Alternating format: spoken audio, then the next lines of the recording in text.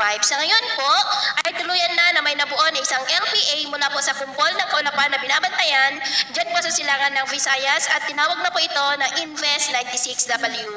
Nasa layo po ngayon ng 884 km east ng Eastern Samar. Nandito na po sa loob ng ating area of responsibility at gaya po ninyong nakikita ay lumalakas na rin po ang sirkulasyon nito at kumikilos pa west, northwestward habang unti-unti rin yan na lumalakas at posibleng maging bagyo yan bukas o hanggang sa Huwebes at tatawagin na sa local name na Bagyong Krising na malaking banta pa rin dito sa Northern Luzon at Extreme Northern Luzon at maliban sa banta ng bagyo ay paghandaan rin natin ang lalo pa na paglakas ng hangin habagat diyan naman sa western section ng ating bansa na magdudulot ng mas malalakas na buhos ng ulan, maaari pa rin na magdulot ng mapagbaha at pagguho ng lupa. At ito nga po pinapakita ng forecast model na ating ginagamit hanggang po sa susunod na 2 linggo. At sa lagay ng ating panahon, ngayong hapon ay nakakaranas ng maulap na kalangitan with isolated rains ang ilang bahagi ng Ilocos Region, Cordillera, Cagayan Valley, Central Luzon, Metro Manila, Calabarzon, Bicol Region, Mimaropa, Central Visayas, Eastern Visayas, Western Visayas, Zamboanga Peninsula, Northern Mindanao,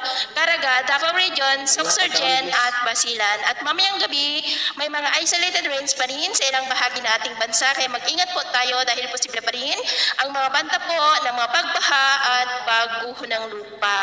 Sa atin naman pong mga baybayin, wala naman po tayong nakataas na namang gale warning signals pero iba yung mag-ingat lamang po kung papalaot tayo para po mas makaiwas sa mga sakunang pangkaragatan.